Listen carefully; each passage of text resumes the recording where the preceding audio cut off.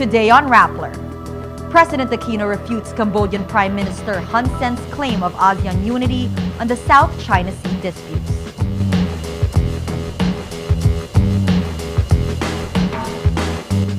The Senate drops a reproductive health bill provision mandating private hospitals and local government units to provide RH services.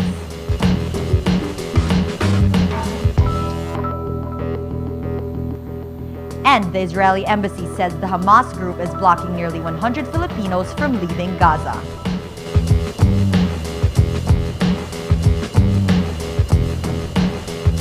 Hello, I'm Natasha Gutierrez sitting in for Maria Ressa.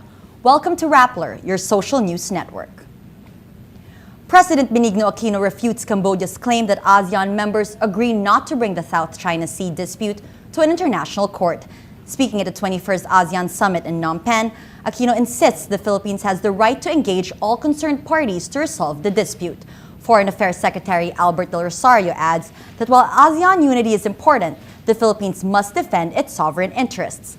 The Philippines and one other country, identified by diplomats as Vietnam, did not agree to Cambodia's proposal. Should ASEAN reach such a consensus, analysts say it would amount to a diplomatic victory for China and block out any opportunity for other parties to intervene. An ASEAN foreign ministers meeting in Phnom Penh ended in July without a joint communique for the first time in the bloc's 45-year history. The Senate accepts an amendment to the reproductive health bill that no longer mandates local government units and private healthcare facilities to provide RH services. Senator Ralph Recto says LGUs are hard-pressed to fund various programs. RH bill principal sponsor Pia Cayetano rejects it, but the Senate votes 13-7 to adopt the change. Senate President Juan Ponce Enrile also introduces 6 of his 17 amendments. The most contentious one is an amendment defining conception. The bill's principal sponsors say Enrile's definition is not supported by scientific evidence.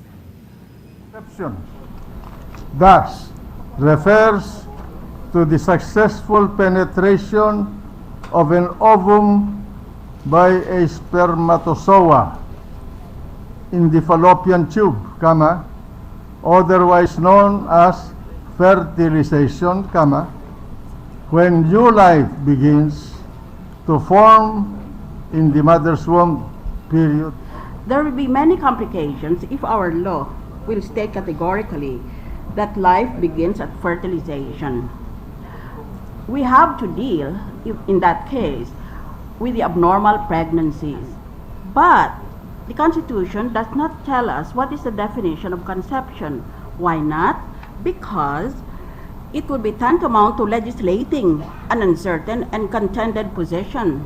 The Constitution cannot dictate to science. Cayetano says defining when life begins implies senators are smarter than experts, a comment that draws a sharp reaction from Enrile. Cannot define, as I have repeatedly said, we cannot take the place of experts and decide that we are now the experts and suddenly become the scientific gods and say when life begins.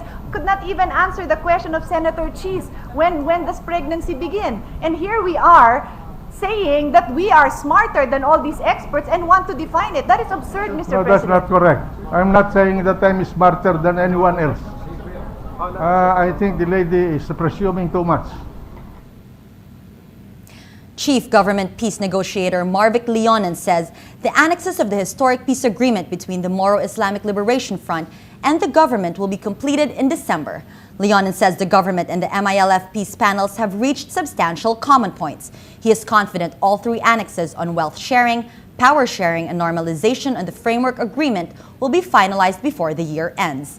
MILF panel head Mohager Iqbal says there are remaining issues which he believes they will overcome given the commitment and determination of both parties. In a related development, the Philippine National Police is validating information some suspects in the November 23, 2009 Maguindanao massacre sought refuge with the Moro Islamic Liberation Front. Maguindanao Governor Ismael Totu Magundadatu says the suspects were seen in MILF areas but insists he is not saying the MILF is coddling the suspects. The police raids another company allegedly engaged in a pyramid scam in Mindanao. Justice Secretary Laila de Lima says Visioner 2020 in Pagadian City promises a 20% to 30% interest rate to investors. The victims numbers The victims numbered 20 to 30, mostly Maranaos and Lanao del Sur. The Justice Department went after two other investment companies in November, Aman Futures Group and Kokora Suman. The Aman Futures Group allegedly duped around 15,000 people in the Visayas and Mindanao, promising them a return rate of 30% to 60% on their investments. The Suman Group offered a return rate of up to 70%. Senator Miriam Santiago files a Senate resolution to investigate former PAGCOR consultant Rodolfo Soriano. Soriano allegedly received about $5 million from Universal Entertainment Corporation, a firm led by Japanese billionaire Kazuo Okada. Universal is one of the four groups awarded the right to develop and operate casino and entertainment operations in the planned Manila Bay complex. Santiago says the probe was triggered by news reports that Soriano was allegedly the, quote, bagman of former PAGCOR chair Efraim Genuino. The Okada-led firm was lobbying the government for tax breaks and ownership-related concessions at the time Soriano allegedly received the millions. Presidential spokesman Edwin Lashierda says the government will revoke the casino license of the Okada Group if the reports are proven true. The Israeli embassy says the Hamas group is blocking nearly 100 Filipinos from leaving conflict-torn Gaza. An embassy official says the Philippines should use a third-party negotiator to talk to Hamas because Israel won't be able to negotiate with the militant group. The Department of Foreign Affairs deploys teams from Cairo and Tel Aviv to ensure the safety of Filipinos in Gaza. On Monday, Israeli airstrikes pushed the death toll to 80 Palestinians after multiple raids on Sunday that killed 31. The violence has also killed 3 Israelis. Let's now look at Rappler's Wrap for today, a list of the 10 most important events around the world you shouldn't miss. At number 1, during his Asian tour, U.S. President Barack Obama praises Myanmar's reforms but urges the regime under President Thein Sein to do more. Obama says that while the Myanmar president is taking steps in a better direction, the country has a long way to go.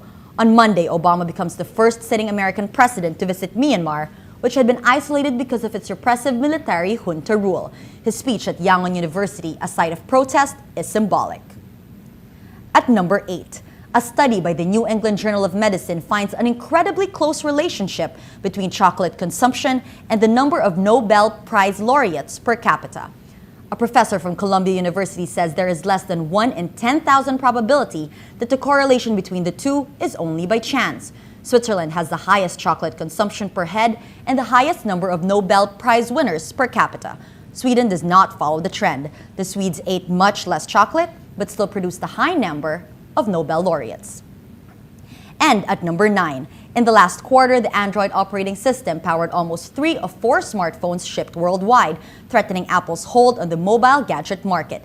Industry trackers say the Android software has been one of the primary growth engines of the smartphone market since its launch in 2008. Shipments of Android smartphones rose to 136 million, higher by a little over 90% compared to the second quarter of 2011. A research firm says Apple's iPhone 4S was overtaken by Samsung's Galaxy S3 in the third quarter of the year, a first for Samsung. For the full top 10, visit Rappler.com's The Wrap. Brian Hawaiian Punch Viloria overwhelms Hernan Tyson Marquez in the 10th round to win their unification bout at the LA Sports Arena in California. The fight unifies the World Boxing Organization and World Boxing Association flyweight titles for the first time since 1965. Viloria finished the fight with a quick flurry following a vicious right hand. The win puts the Hawaiian Punch in serious talks of entering the top 10 mythical pound-for-pound list. Every story on Rappler has a mood meter, which gives you 8 emotions to choose from. Click on how you feel and your vote comes down to the mood navigator in the middle of the front page, which crowdsources the mood of the day. It also gives you the top 10 stories that got the most clicks. Let's look at today's mood navigator. We can see these stories, one of them with a big circle here, a post on TechRap, Rappler's technology show. It shows that 84% of people are happy about new BlackBerry phones. Another story on the mood meter, 7 soldiers dead in Isabela communist clash. This has 51% of people feeling inspired and 40% of people feeling angry. As we can see, split emotions for that story. And another story that was posted a couple of days ago but it still remains in the mood navigator, sky-high optimism in the Philippines boosting the Philippine Stock Exchange income. That has a whopping 94% of people feeling happy. As we can see, the mood meter today, mostly green, which means today, most people are inspired. All these stories contribute to the mood of the day. That's Rappler's newscast for today, Monday, November 19, 2012. Visit Rappler.com and watch our newscast Monday to Friday. Tell us how you feel on our mood meter. I'm Natasha Gutierrez, and as we say at Rappler, tomorrow begins today.